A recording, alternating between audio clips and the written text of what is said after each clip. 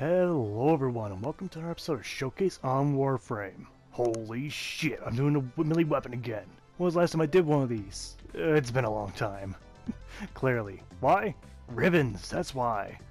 For the longest time we only had access to rifle and then shotgun variants and then the pistol ribbons. It took a while for us to get the melee weapon ribbons.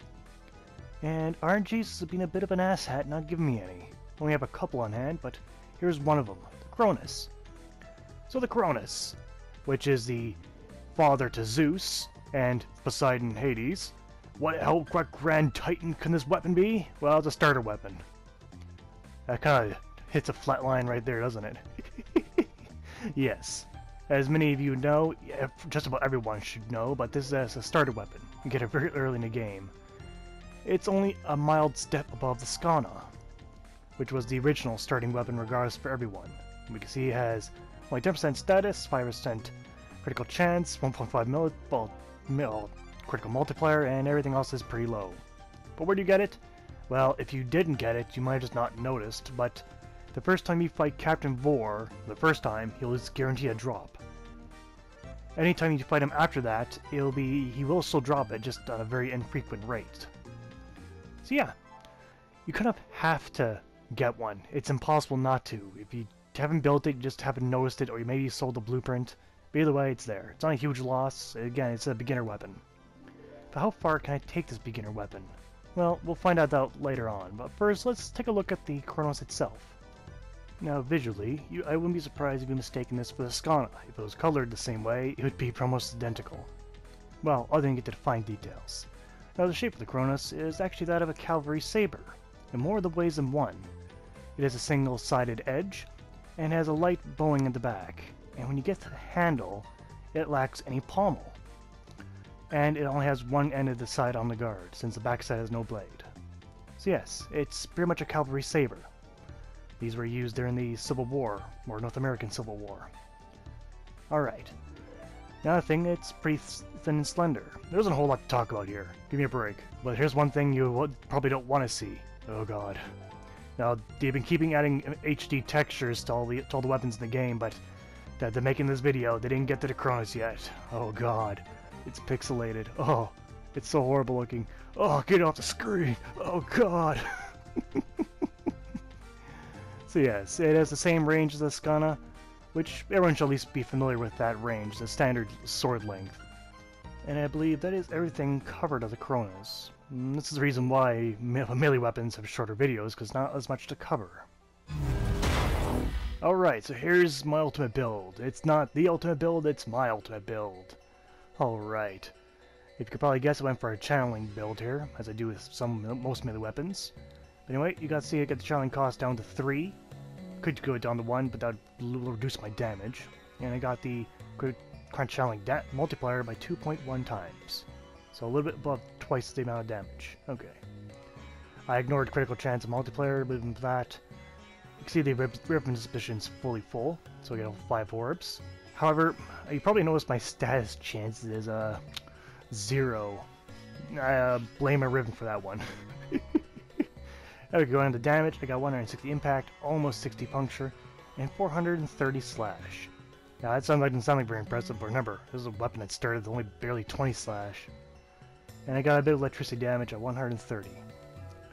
To achieve this, I got Prime Pressure Point for damage, Jagged Edge and a Buzzkill for augmenting my slash damage, Rendering Strike, which also increases slash damage, Spoiled Stroke increases overall damage but lowers attack rate, and I got Focus Energy and Killing Blow for the channeling. Focus Energy reducing the channeling cost, and Killing Blow putting in the the channeling damage.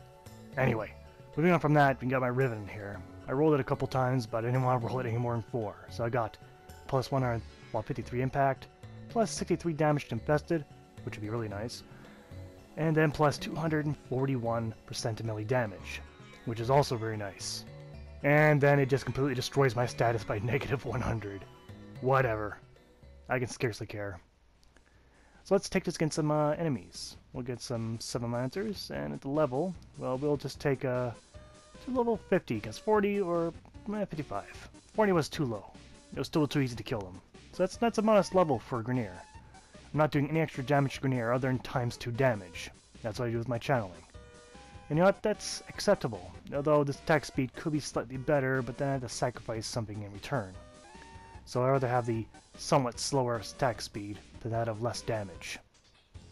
Because it's manageable. But for melee weapons though, I don't find any melee weapon really useful for endgame content. Because again, as enemies get more powerful, the less I want to be closer to them. And you can't be any closer than a melee weapon. The Broncos are the next step away from that, but you're point blank literally the melee weapons is the point. But so I did okay against Grenier. Let's take it to some Corpus. I'm going to take about a dozen or so. Okay, and level would jack up much higher. 70, 75 I'm thinking. Yeah, let's go, yeah, 70. Alright. It should be a little bit quicker since they all group together, and I should be able to hit more than one, which is nice, and my combo multiplier goes up much quicker too, so I'm actually doing more than double damage now. For at least the time being. I didn't really put anything to extend that. I don't know, I don't really find it really useful to extend that counter too many times. It's alright, but it's better for DPS weapons than weapons like this. Otherwise, it gets the job done. I'm not gonna say it does wonderful, but if these enemies did hurt me, I would not survive that fight. Alright, go get some Infested, which my Riva mod should skew the results, but no matter. I'll just leave them at, no, shove them up a little 5 levels. Alright. It should be over quick. Mind you, I do more damage, but then again, I do overall damage because Slash is best used against Infested, since they have no armor and no shield to speak of. But you can see that at least does pretty good, but and again, if these enemies were able to chew on me, it'd be actually a short battle because I would die rather quickly. And for shits and giggles, here's the strongest enemy in the game in terms of armor. We already know I'm not going to get through very far. We can see that the most damage I'm doing is around the 150 category. So overall, it's a beginner's weapon. What can I say? It did alright. But I think that's going to be everything. Let's move on to the score and get this video over and done with. Alright, move on to the score for the Cronus.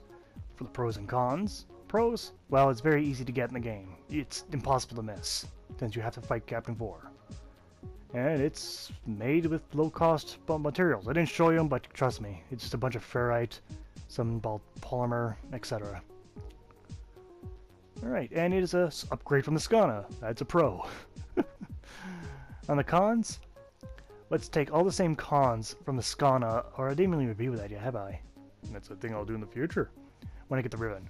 Anyway, it's fairly basic, it's a beginner's weapon. Not incredibly powerful here. Okay, that pretty much covers all the cons for this weapon. Going into the score for the Cronus, damage I'll give a 6 out of 10. It's a slight step above the Skana. Reach, 5 out of 10. Same length as the Skana, so it's the standard of all reach for all weapons, so that I base on. Design, I'll give it a 5 out of 10. It's not really something you can say I'll pace a Skana with, it's just a 1% improvement. So, it's kind of the same design philosophy. Speed, even though it's slightly faster in Skana, I didn't really find any difference between the two significantly, so I'll give it a 5 out of 10, same as I give the Skana. Miscellaneous, also 5 out of 10. You can't miss it. You get the Skana, but then you get this like right after, so I can't really give that extra points in terms of anything like that. But in the end, in total, it gets 26 out of 50. It's good. It's a good beginner weapon. And you know what, for a beginner weapon, it did okay. I won't say it's awesome, but it did okay. Okay, going on the Judgement, we all know what this is going to be. It's clearly a no. It's a beginner's weapon. You can find other weapons out there. There are other better straight swords. Yes, I know. It's a Cronus. It's a beginner's weapon. A toy sword can dream of cutting someone in half, but in the end it's made of plastic or wood, and it will not cut someone in half. Just the same for the Cronus. It'll always be a beginner's weapon. Even if they buff it, it will still not go that far. It defeats the design philosophy for it. Alright, that's been a shorter video today. I'd like to thank you all for watching, and hope to see you guys next time. Take care out there.